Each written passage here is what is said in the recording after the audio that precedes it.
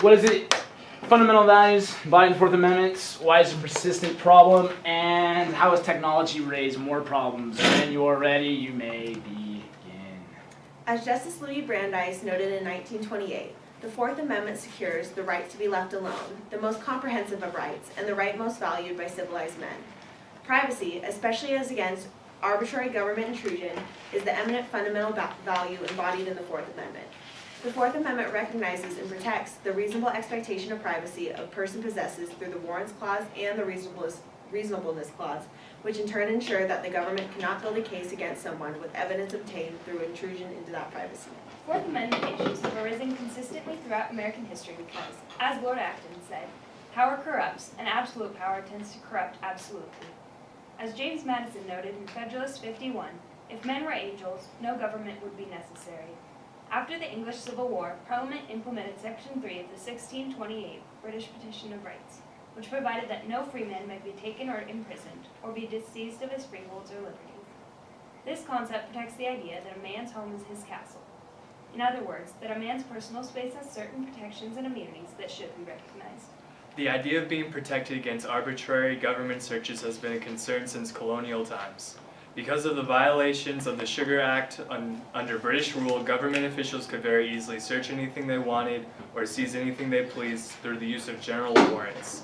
Although British common law prohibited their use, Parliament allowed general warrants to be used in the American colonies to collect taxes, search for smuggled goods, and to prosecute people who were believed to have violated British trade restrictions. This led to unrest throughout the colonies and to the creation of the Warrant Clause, which requires a particular description of the places to be searched or people or things to be seized.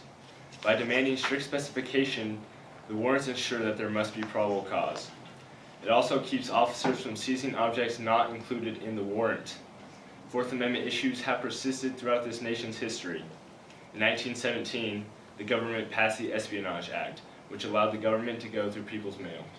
In the 1939 case Nardone v. United States, Justice Felix Frankfurter elaborated on the concept of fruit of the poisonous tree, meaning that tainted evidence, or in other words, evidence obtained without a warrant, should not be used in court, which led to the creation of the exclusionary rule, first applied to the states in the 1961 case Mapp v. Ohio.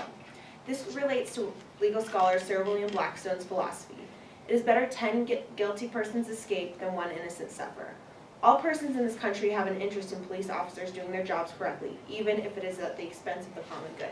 The technology of today creates challenges when trying to decipher what is private and what is public information, as well as making it incredibly easy to cross these boundaries of personal privacy. This was recently seen with the NSA collecting the metadata of millions of Americans without their knowledge. In June of this year, Nevada's DNA testing law was put into effect.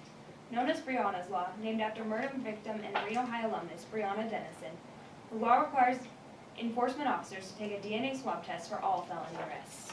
The bill raises the concern that the new technology used for the collection and retention of DNA could be a violation of due process and privacy to people who have possibly not committed a crime. Modern technology also has caused authorities to try new and creative ways to obtain a warrant. Working its way up in the courts, a Las Vegas case argues whether or not authorities can cut off utilities and pose as repairmen to unofficially search a home, later using the evidence to be able to require a search warrant. In the 2014 landmark case Riley v. California, the court ruled that the warrantless search and seizure of digital contents of a cell phone during an arrest is unconstitutional. The constant advancement of technology makes it difficult to establish what is private and what is not, creating a threat to the fundamental ideals within the Fourth Amendment. Thank you.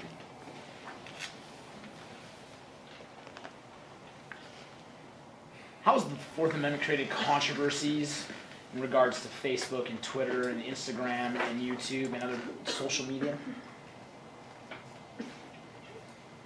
Can you repeat that question? How has the Fourth Amendment created controversies for the general public when it comes to any of these social media that have become popular today? These social networking sites really allow for information and people's ideas to be spread more quickly and a lot easier to access.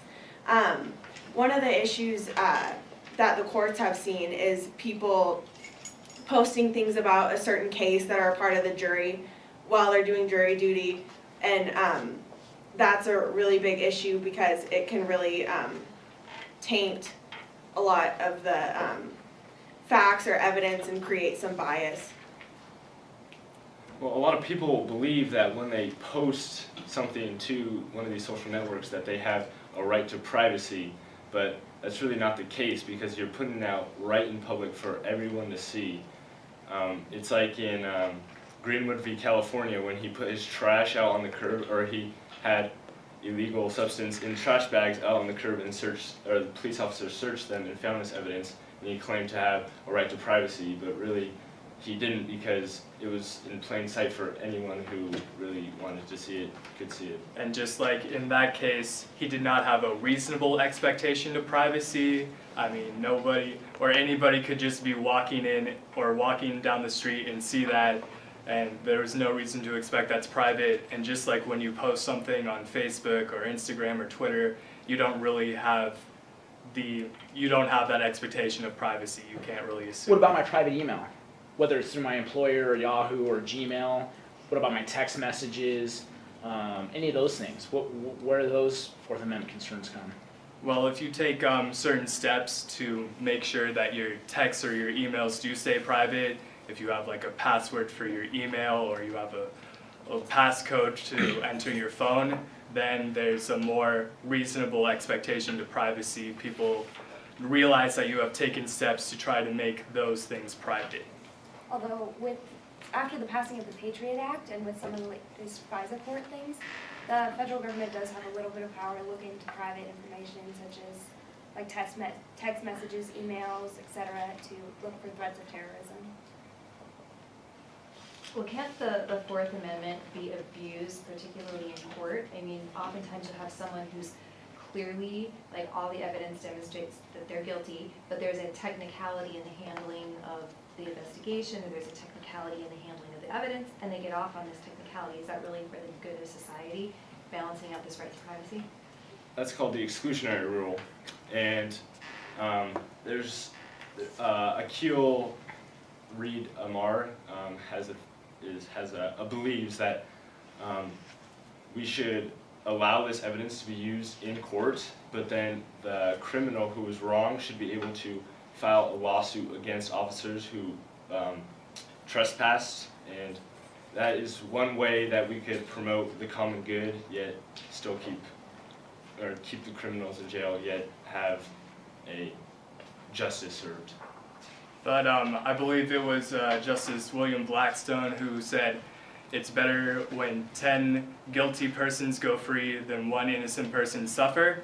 And if there is all that evidence that, yeah, they did it, but it was obtained slightly illegally, and maybe that person did do it, but because that it was obtained slightly illegally, there's that doubt that maybe this person is innocent, and we don't want that person to possibly even lose his or her life over something that he maybe did, but maybe didn't. I would have to disagree with Ben in saying that the exclusionary rule shouldn't be used in practice, because I think the exclusionary rule is really important in checking the powers between the judicial system and people who are actually searching or seizing things like cops. I think it's really important to have that check. Why? It's really important to have that check so one branch doesn't overpower the other. To contradict Hannah's point, though, I think that the theory that Ben proposed would actually be possibly an even better safeguard. I think while it would allow criminals to be convicted on evidence that proves that they committed a crime against society, I think then them being able to redress their grievances by suing the cops personally after they've been convicted of a crime would be a much more efficient and safe way to... But there are checks on the exclusionary rule that we do have, as in United States v. Leon. If the cop is under the impression that he's doing the right thing, then that evidence still may be used. And another way is in Nix v. Williams.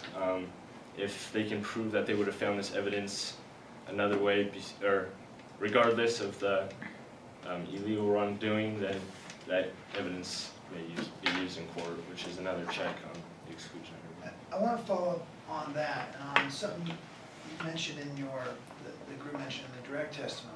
And that is, hey, we've got this great warrants clause, but aren't we using those doctrines, such as, hey, I thought I was doing the right thing, independent discovery, or even exigent circumstances, to erode and get around the warrants clause? And does the warrants clause, I guess, can it even stand up against all these attacks and all these exclusions? Or exceptions, excuse me.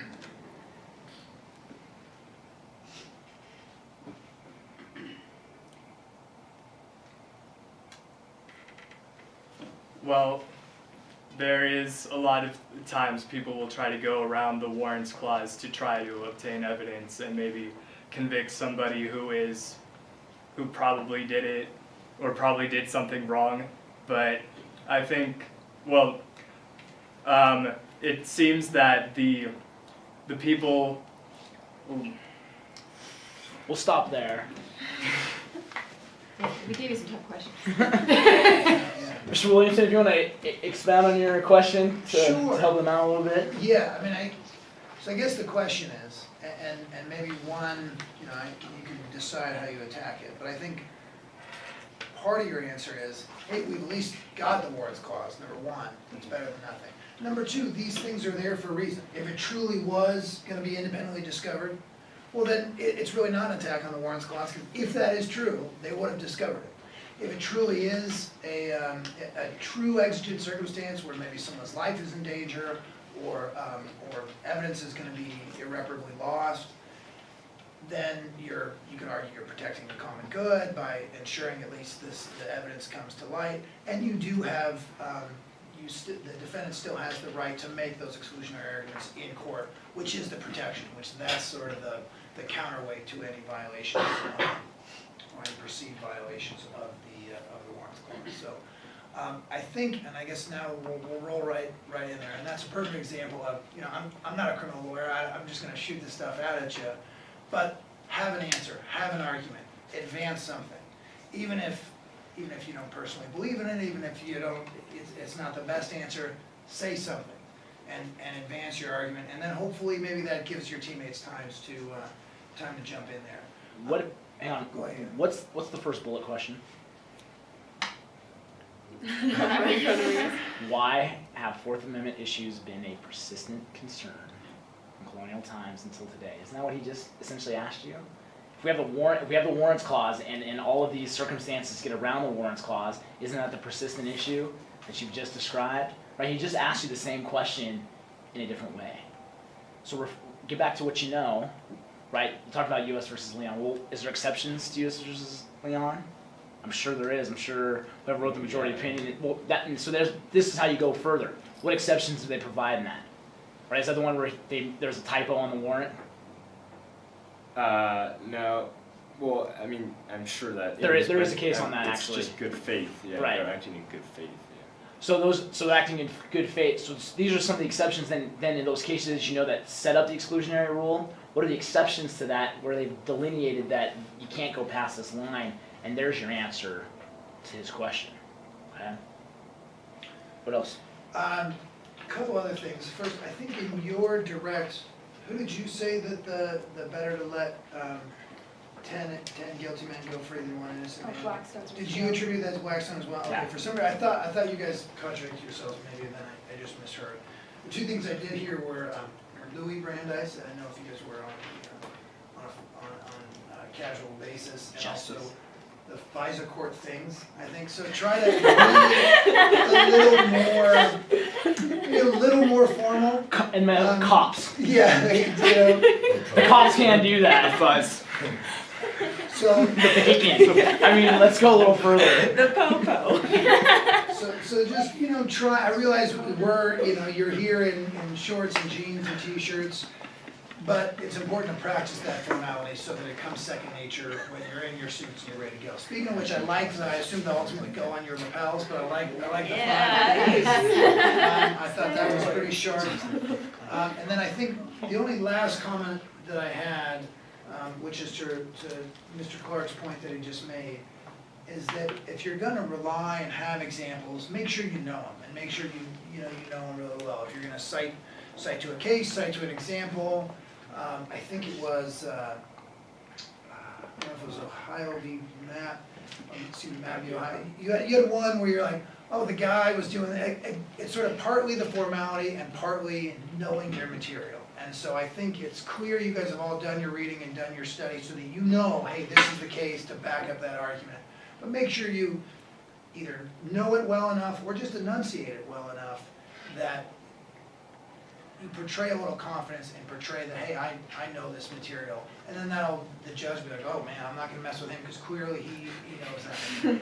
But if you kinda have it on, it's gonna give us a perfect window to jump in there. Yeah, so I wasn't trying to be a jerk when I was like, why? But you were saying stuff, but you weren't telling me why. So I think they're gonna hammer you if you do that. Fourth Amendment is cool. It is like one of the coolest, most interesting